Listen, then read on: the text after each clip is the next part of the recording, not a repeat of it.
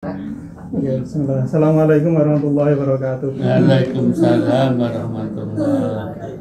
Alhamdulillah, wassalatu wassalamu ala rasulillah Sayyidina wa maulana Muhammad ibn Abdillah wa ala alihi wa ashabihi wa mawala. Asyhadu an la ilaha illallah wahdahu la syarika lah wa asyhadu anna Muhammadan abduhu wa rasuluhu la nabiyya wa la rasula ba'dahu. Rabbi shrah li sadri wa yassir li amri wa hlul 'uqdatam min lisani yafqahu qawli. Subhanaka la ilma lana illa ma 'allamtana innaka antal alimul hakim. Amma ba'd. Bapak Ibu saudaraku sekalian, alhamdulillah pada malam hari ini kita bisa berkumpul secara hibrid. Sebagian besar offline, hanya sak dombol kurang satu. Soalnya yang satu di sini. Oh iya. Oke, kita awali dengan baca basmalah bersama-sama. Bismillahirrahmanirrahim. Semoga Allah menerima apa yang kita acarakan ini sebagai amal kebaikan kita. Amin Allahumma. Bapak Ibu saudaraku sekalian, kita lanjutkan hikmah ke 109. Ini agak panjang ya. Hikmah ke 109. La yastahkirul wirda illa jahulun.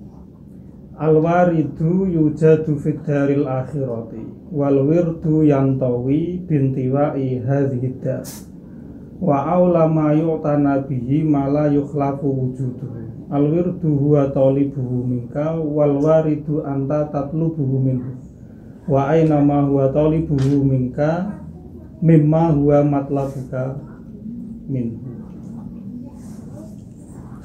La yastahkirul wirda illa jahulun.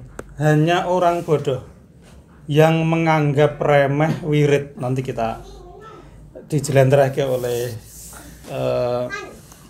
Al-Buti. Wirid itu apa? Itu yang pertama. Kemudian al-waridu yujadu fiddaril akhirati. Warid, ada wirid, ada warid ya. Warid itu adanya di negeri akhirat. Wal wirdu yantawi bintiwa ihadzidar. Sedangkan wirid akan berakhir dengan berakhirnya kehidupan kita di dunia ini. Wa aulama yu'tana bihi. Hal yang lebih utama untuk dimiliki seseorang adalah yang mala yukhlafu wujudu, yang wujudnya itu tidak bisa tergantikan. Al wirdu huwa talibuhu minka. Wirid adalah yang Allah minta darimu. Sementara wal waridu anta tatlubuhu minhu. Sedangkan warid adalah sesuatu yang kamu minta darinya. Wa aina ma huwa talibuhu minka mimma huwa matlabuka minhu. Bedanya sangat jauh antara sesuatu yang dia minta untukmu dengan sesuatu yang engkau minta darinya. Kita jelentrahke sedikit-sedikit nggih. Dijelaskan oleh Syekh Ramadan Al-Buti. La yastahkiru al-wirda illa jahulun. Hanya orang bodoh yang menganggap remeh wirid. Wirid itu apa dan apa bedanya dengan warid? Jadi Bapak Ibu saudara sekalian, wirid adalah amalan-amalan sunnah yang kita rutinkan pelaksanaannya pada waktu-waktu tertentu. Seperti sholat-sholat sunnah kita, bacaan Quran kita, zikir pagi dan petang kita, yang bila kita rutinkan pelaksanaannya secara harian pada waktu-waktu tertentu, itu disebut sebagai wirid. Oke, itu wirid. Sedangkan warid adalah anugerah-anugerah khusus yang diberikan oleh Allah kepada seorang hamba.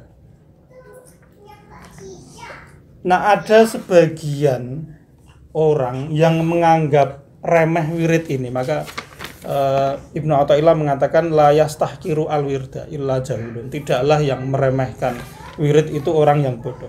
Jadi ada sebagian orang yang menganggap remeh wirid ini. Amalan-amalan sunnah yang kita rutinkan setiap hari, yang kita laksanakan secara terus-menerus. Ada yang menganggap remeh itu. Bahkan ada yang alergi dengannya karena menganggap wirid ini identik dengan tasawuf. Yang kadang-kadang ada yang kurang menyukai tasawuf yang dalam pengertian kudu wirid kayak gitu. Oke. Padahal wirid, kata Al-Buti, itu adalah amalan-amalan hati yang sangat penting untuk membersihkan hati kita dari sikap sombong, arogan, dan kotoran-kotoran yang menghalangi seseorang dari Allah sehingga tidak dapat menikmati ibadah.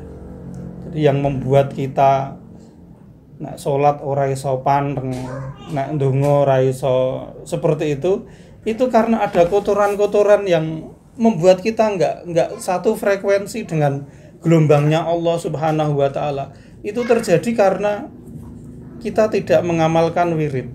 Kita tidak melakukan wirid.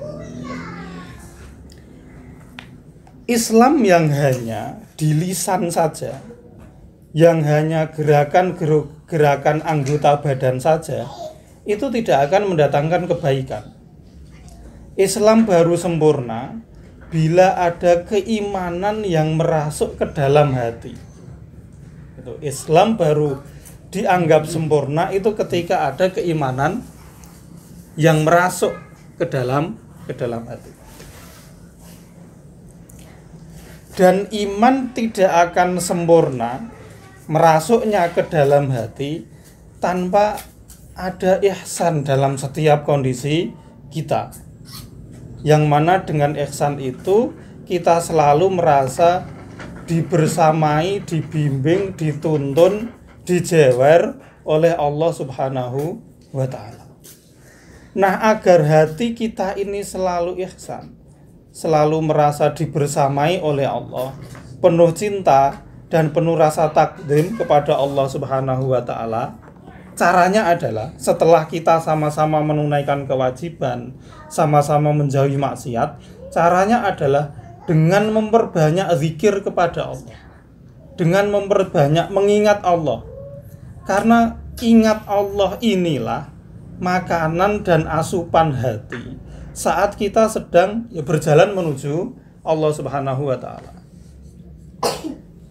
Nah, bila memperbanyak zikir itu adalah hal yang dituntut supaya hati kita menjadi jernih dan bening, maka menjalankan banyak zikir secara teratur itu juga hal yang dituntut.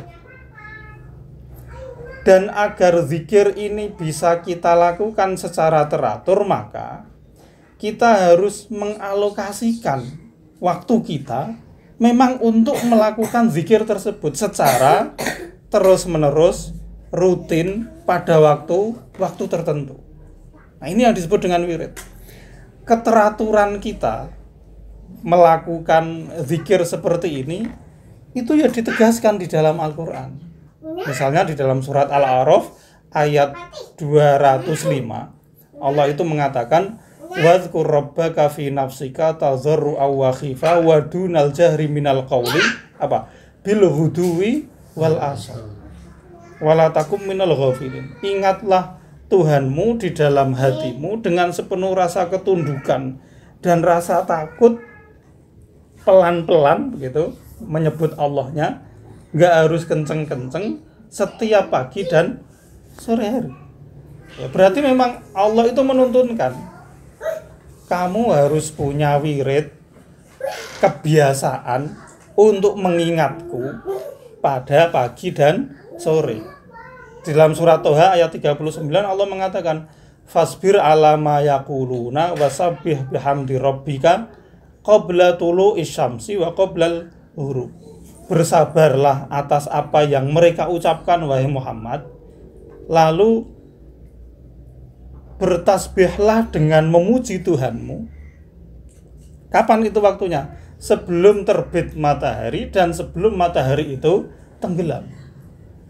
Jadi memang ada rutinitas yang diinginkan oleh Allah dan itu wirid. Di dalam surat Az-Zariyat ayat 17 ayat 18 Allah mengatakan kanu qalilam minal laili ma yahjaun. Mereka itu orang-orang yang sangat sedikit tidurnya pada malam hari.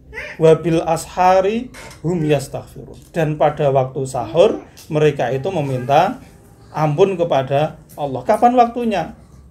Ketika waktu sahur. Bahwa memang ada waktu-waktu tertentu yang ditetapkan oleh Allah gitu guys, untuk rutin kita lakukan mengingatnya. Nah, ini wirid. Jadi wirid ini bukan punya orang tasawuf, bukan. Tapi bahwa mereka yang suka melakukannya, iya. Padahal itu punya kita semua. Melakukan amalan-amalan sunnah secara teratur, nggresiki hati. Itu enggak harus kita masuk ke tasawuf atau kita enggak. Itu kebutuhan kita semua, siapapun kita. Sirah Rasul juga menunjukkan keteraturan ini ya, sehingga diikuti oleh para ulama. Maka di dalam kitab Al-Azkar itu Imam Nawawi mengatakan bahwa berdasarkan apa yang dilakukan oleh Rasul, waktu terbaik untuk membaca Quran di malam hari itu antara maghrib dan isya. Ini wiridnya Rasul. Jadi antara maghrib dan isya Rasul itu merutinkan. Berarti mewiridkan bacaan Qurannya. Dan setelah tengah malam. Itu kalau di malam hari. Itu rutinitas Rasulullah. Sedangkan di siang hari itu setelah sholat subuh. Jadi ada waktu-waktu tertentu yang memang itu menjadi wiridnya Rasulullah. Maka baik Al-Quran maupun hadis ini mengharuskan seorang muslim untuk melakukan wirid berupa apa? Amalan-amalan sunnah yang rutin dilakukan siang dan malam. Sekali lagi jangan kita alergi wirid kuwi biasanya ya konteksnya dengan tasawuf enggak. Ini semua kebutuhan kita gitu. Nah, untuk itu para sahabat pun ya punya wiridnya masing-masing, sehingga disebutkan bahwa wirid atau hizb ya, di dalam hadis juga ada bahasa hizb gitu kan. Disebutkan bahwa sahabat Umar, beliau ini akan mengqadha pelaksanaan wiridnya bila terlewat tidak melakukan wirid tersebut. Misalnya kita punya kebiasaan habis maghrib kuwi maca Quran ora ketang sak ruku orang ruku. Lah gara-gara ya wetenge keluwen terus jajan nang jaba ora sida ngaji. Lah itu diqadha supaya tetap menjadi wirid, tetap menjadi kebiasaan. Itu dilakukan oleh Rasul, dilakukan oleh para sahabat, ngaten nggih, secara tertulis disampaikan di dalam Al-Qur'an. Nah, untuk itu kata Ibnu Athaillah, orang yang menganggap remeh wirid itu berarti menganggap remeh ajaran Al-Qur'an, menganggap remeh hadis dan kebiasaan para sahabat. Untuk itu orang yang kayak gitu itu orang yang bodoh. Maka tadi dikatakan la yastahqirul wirda illa jahilun. Hanya orang bodoh yang menganggap remeh wirid. Artinya jangan sampai karena istilah ini sudah identik dengan kelompok tertentu lalu kemudian kita menjadi alergi, padahal ini penting untuk membersihkan hati kita. Lalu di poin yang kedua tadi dikatakan al-waridu yujadu fid daril akhirati. Warid itu adanya di akhirat. Mati dek. Punya dek. HP-nya. Wal wirdu yantawi bintiwa'i hadhidar. Dan wirid itu berakhir dengan berakhirnya dunia ini. Wa aulama yu'tana bihi mala yukhlafu wujudan. Hal yang paling utama untuk kita miliki adalah sesuatu yang wujudnya itu tidak tergantikan. Oke, jadi itu tadi wirid. Adapun warid adalah belum, masih menyiapkan rapat.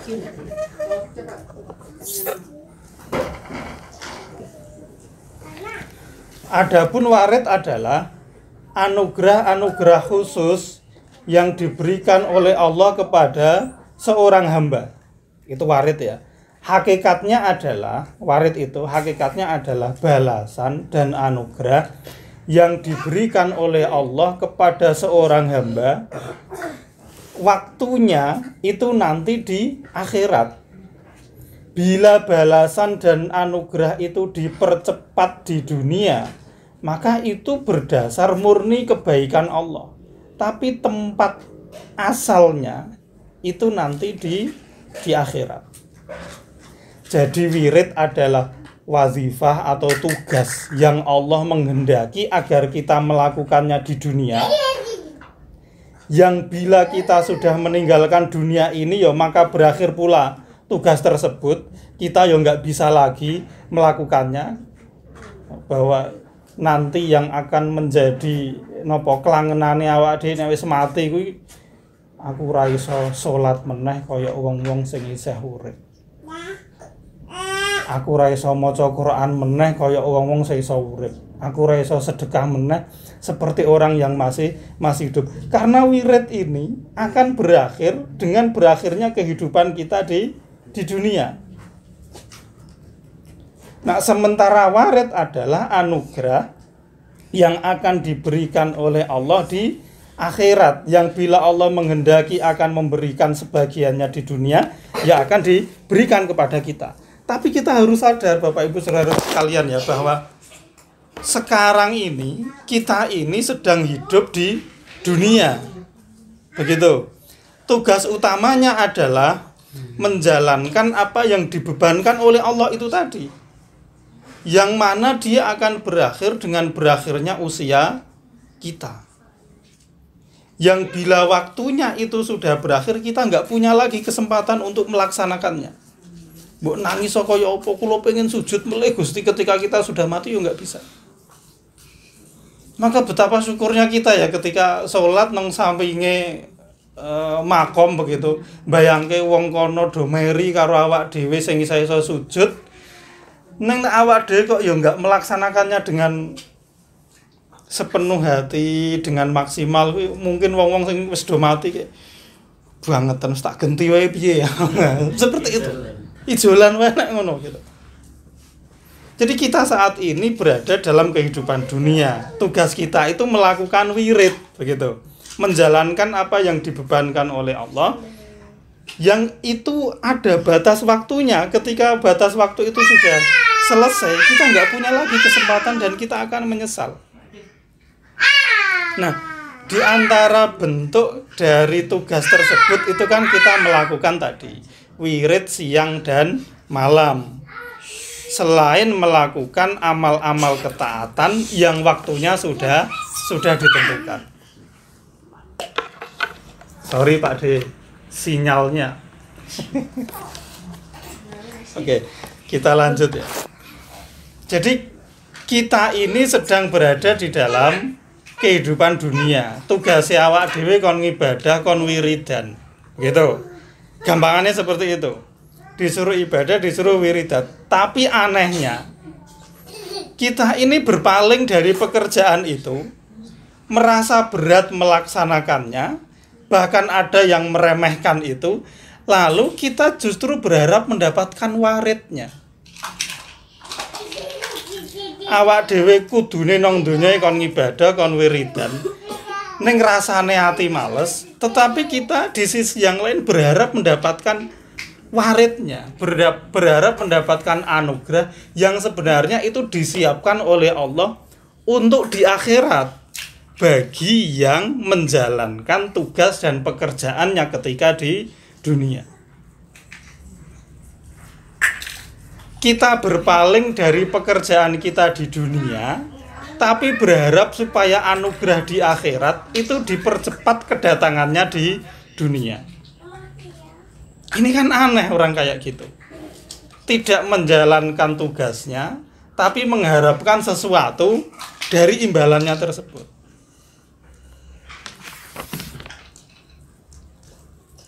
Maka kan tadi dikatakan ya di poin yang ketiga itu al-wirdu huwa talibuhu minka. Wirid itu adalah sesuatu yang diminta oleh Allah dari kalian. Jadi Allah itu meminta kita untuk wirid, untuk wiridan, untuk zikir kepada Allah.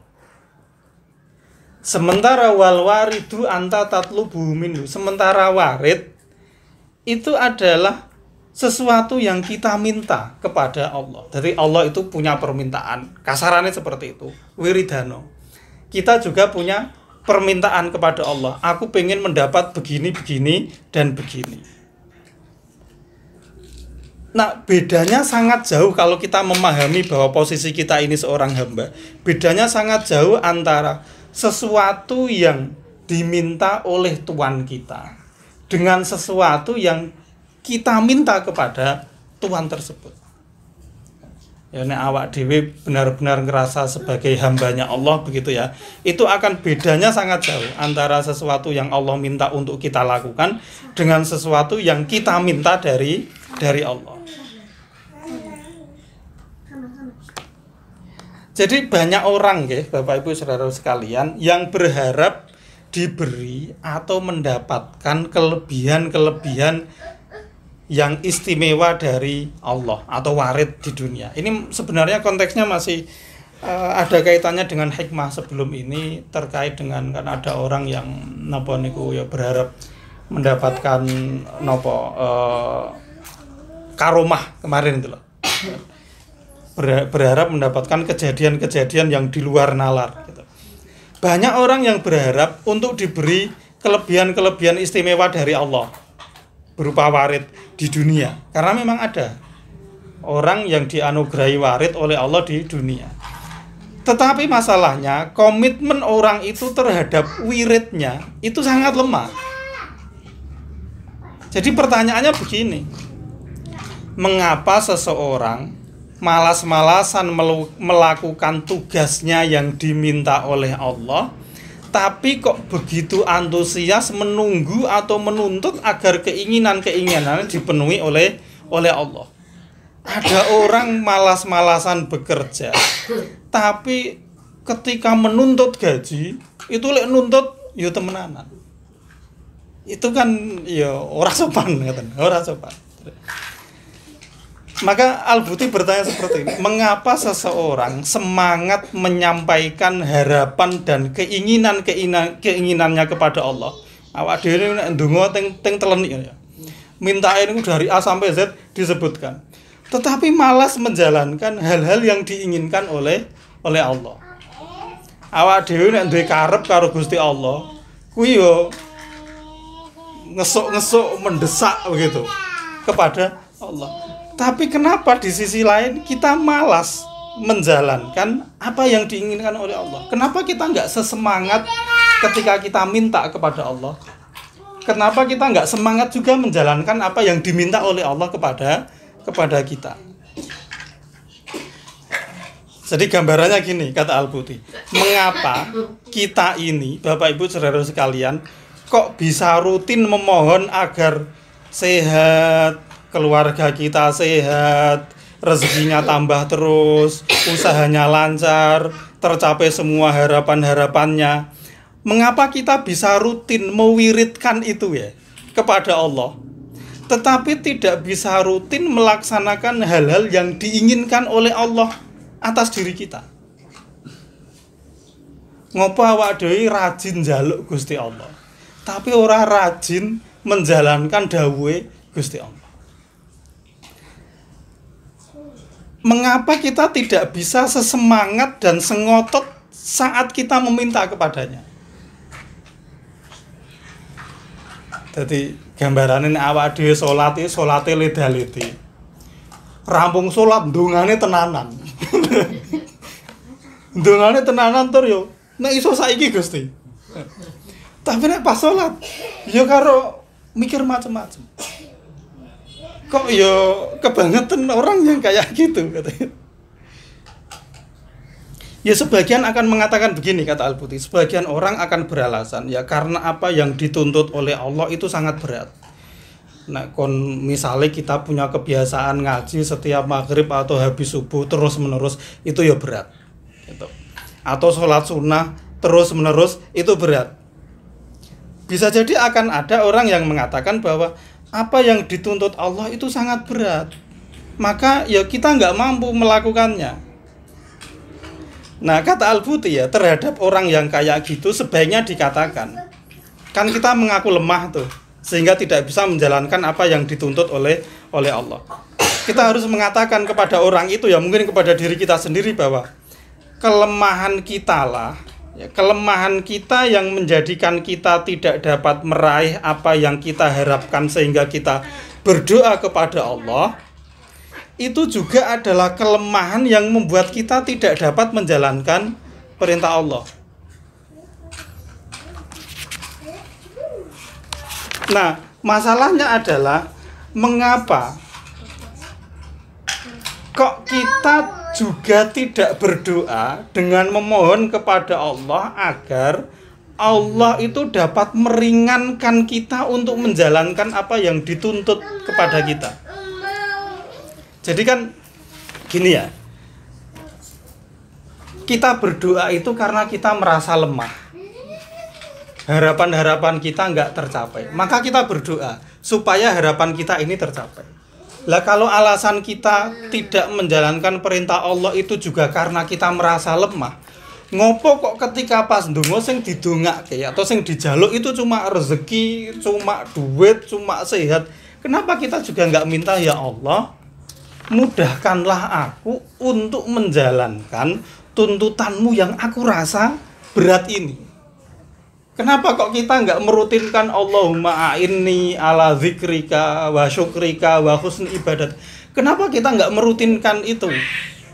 Kok cuma ya Allah berilah rezeki sing akeh, iso dienggo jajan dan seterusnya. Kenapa cuma itu? Kenapa kita ketika berdoa itu hanya fokus untuk kepentingan kita? Kenapa kita ketika berdoa itu juga nggak memikirkan kepentingan Allah supaya bisa jalan?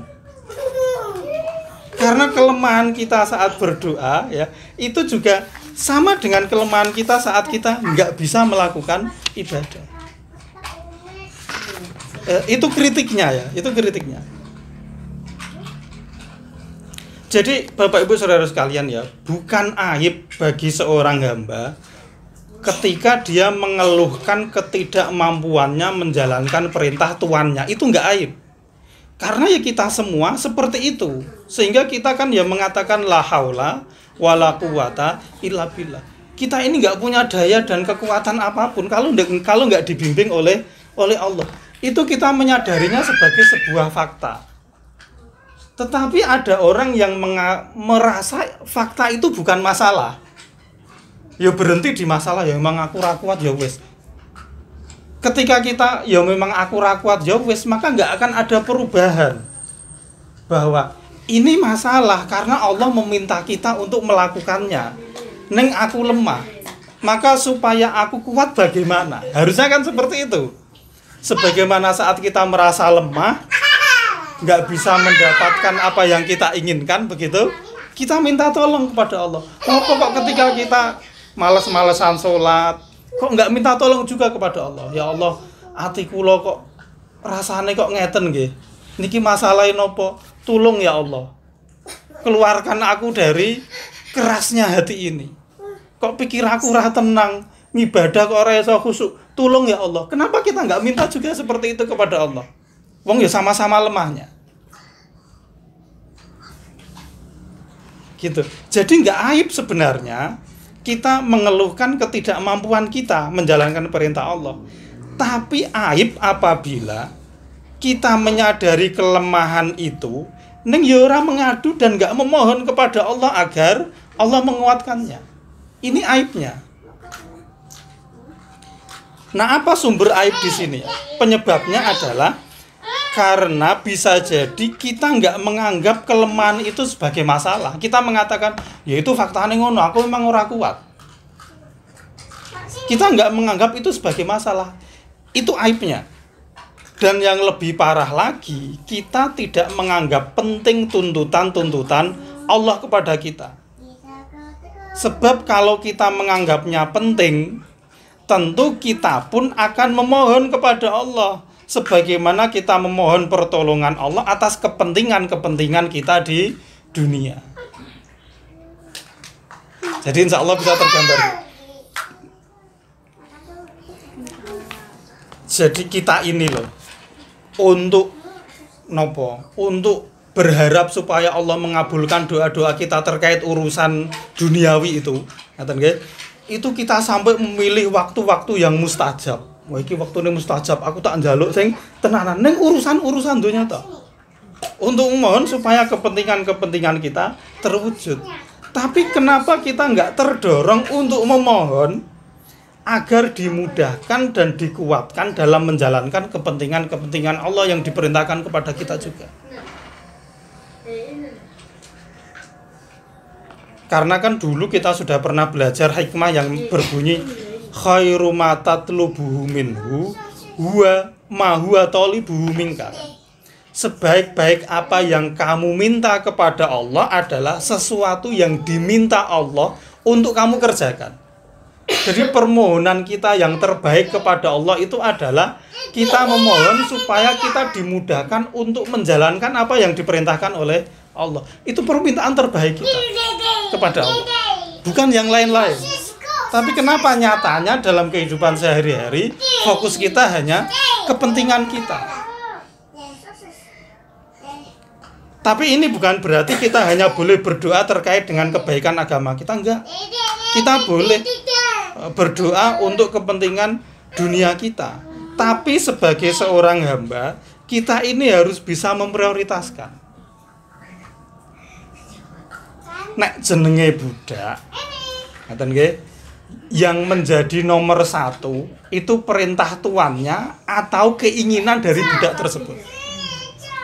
Kudune kan kalau kita emang merasa menjadi hambanya Allah, maka permintaan Allah itu menjadi prioritas yang pertama. Baru ketika kita sudah menjalankan perintah Allah, ngaten nggih, kita ini dengan malu-malu meminta kepadanya supaya ya Allah itu ngertilah gitu, karena saya sudah melakukan apa yang dituntut untuk kita. Kalau kita memang mengaku sebagai hambanya Allah. Karena rasane nek awak dhewe niku kok mementingkan kepentingan kita, mengalahkan kepentingan Allah yang sebagai Tuhan kita. Sakjane sing bosi sapa? Yang menjadi Tuhan itu siapa? Apakah kita atau Allah?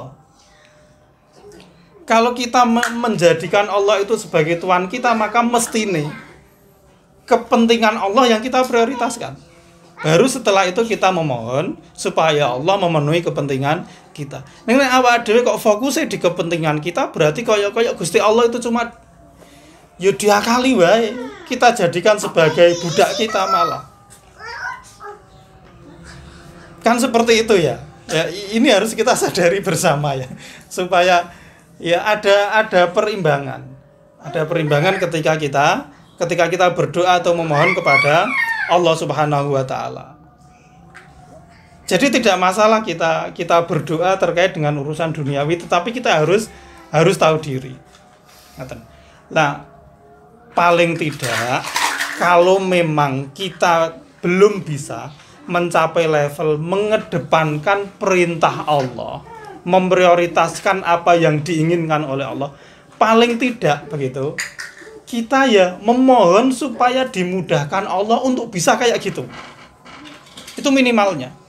Jangan kemudian ya wes aku emang ra kuat ya sing ngene iki terus kita enggak beralih dari kondisi kayak gitu. Ya jangan, itu kawula sing model apa?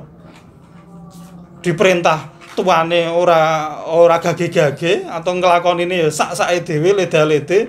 Ning nek urusan bayaran njaluke sing tenanan kuwi nek awake dhewe dadi bos wegah